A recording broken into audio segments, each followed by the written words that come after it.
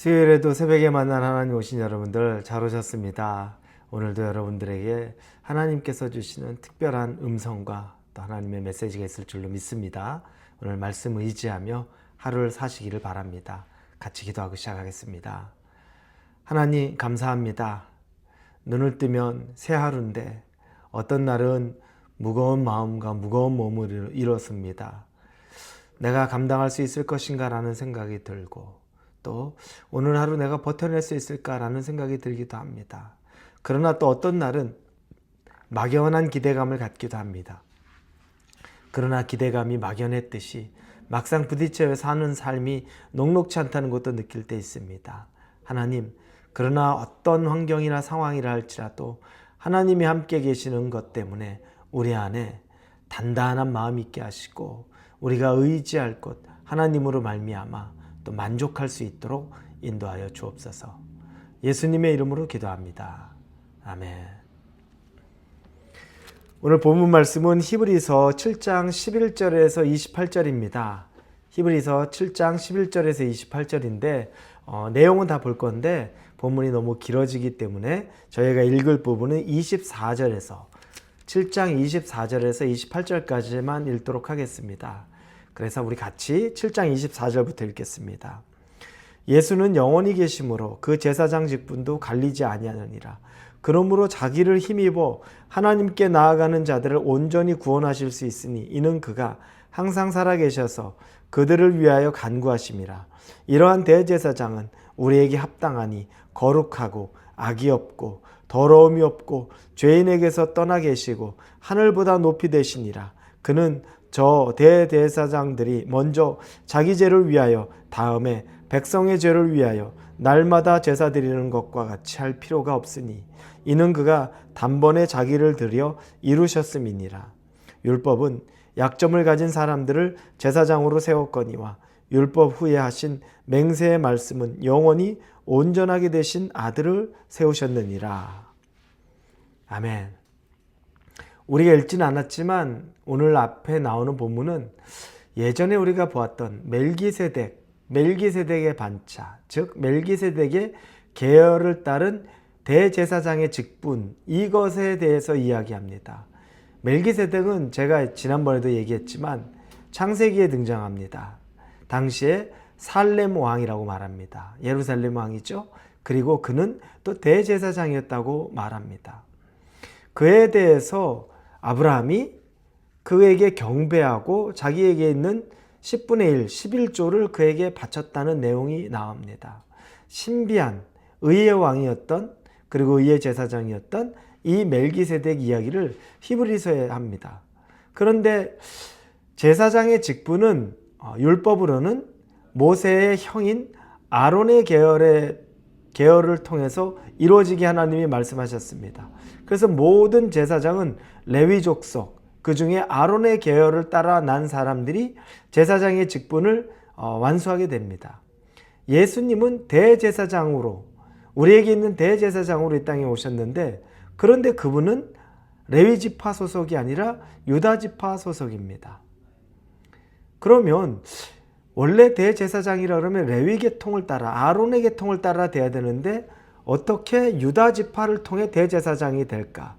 그래서 예수님은 아론의 계열이 아니라 멜기세덱의 계열, 이 신비한 의의 왕 멜기세덱의 계열을 따른다고 이야기하고 있는 겁니다. 그러면 왜 굳이 아론이 아니고 멜기세덱을 따라 돼야 될까요? 아론은 인간의 혈통을 따른 것입니다. 인간의 혈통을 따른데 예수님이 유다 지파의 혈통을 따라 이 땅에 오시기는 했지만 제사장의 직분을 이루어 가시는데 아론의 계열, 인간의 혈통을 따르지 않고, 오늘 읽지는 않았지만 본문의 16절에 보면 그는 육신에 속한 한 계명의 법을 따르지 아니하고 오직 불멸의 생명의 능력을 따라 되었으니라고 말합니다. 그러니까 육신, 인간의 계열을 초월해서 생명을 따라서 대제사장의 직분을 수행했다. 인간의 혈통을 뛰어넘었다라고 이야기하는 겁니다. 그래서 아론의 계열. 그러면 또 다른 의미는 또 무엇일까? 오늘 본문의 23절에 보면 우리가 된 그들의 수요가 많은 것은 죽음으로 말미암아 항상 잊지 못함이라. 아론의 계열의 제사장들은 수요가 많았잖아요. 숫자가 많다는 건 숫자가 많으니까 완벽하고 지속 가능하고, 여러분 그렇지 않다는 겁니다. 우리 숫자가 많다, 능력이 있다, 대단한 것처럼 보이지만, 우리가 대통령 한 예로 들자 그러면 어마어마한 권세죠. 그가 그 자리에 있을 땐 엄청난 권세지만, 그러나 정해진 시간 지나면 허무합니다. 그 자리에서 내려오면 영원할 것 같은 권력에서 순식간에 내려오게 되는 것도 보게 됩니다. 숫자, 완벽한 거, 영원한 것 없다라는 겁니다. 아론의 계통에 제사장들은 숫자가 많았는데 수가 많으니까 완벽할 거다, 계속 이어질 거다. 절대 그렇지 않고 오히려 인간이기 때문에 그렇다는 겁니다. 인간은 죽습니다. 그래서 그걸 완벽하게 처리할 수가 없습니다. 끝까지 할 만한 사람이 없이 다음 사람이 이어받고 다음 사람이 이어받고 그래야 들뚱말뚱한 것이 인간의 한계입니다. 그러니까 아론의 가정에, 계열에 제사장들이 나온다는 것도 한계가 명확한 거죠. 그런데 24절에 보면 예수는 영원히 계심으로 그 제사장 직분도 갈리지 않으니라. 예수님은 영원히 계신 분이에요. 그분은 제사장 직분을 바꾸고 그분에게서 끝나면 그분의 후임자가 와서 그럴 일이 없이 영원토록 그분이 함께 하실 수 있는 분이라는 겁니다. 자, 그러면서 아론의 계열은 끊임없이 제사를 드려야 됩니다. 27절에 보니까 그는 저 대제사장들이 먼저 자기 죄를 위하여 다음에 백성의 죄를 위하여 날마다 제사 드리는 것 같이 할 필요가 없으니 이는 그가 단번에 자기를 드려 이루셨습니다. 아론의 제사장들은 하루에 2번씩 평생토록 제사를 드려야 됩니다. 인간의 죄가 무한하기 때문에, 유한하지 않고 무한하기 때문에 끝없이 하루에 2번씩 제사를 지내야 되는 겁니다. 아침과 저녁으로 번제를 드리게 되어 있습니다. 그런데 예수님은 단번에 자기 자신을 드려 그 제사를 더 이상 지속하지 않아도 된다는 겁니다. 여러분, 완전한 거죠. 인간은 끊임없이 노력하고 수고하고 자기를 올려드리는 것처럼 해야만 들뚱말뚱한데 예수님은 단번에 그 제사를 이루셨다는 겁니다. 왜 이 제사 얘기를 이렇게 오래 할까? 예수 그리스도의 선명성을 이야기합니다.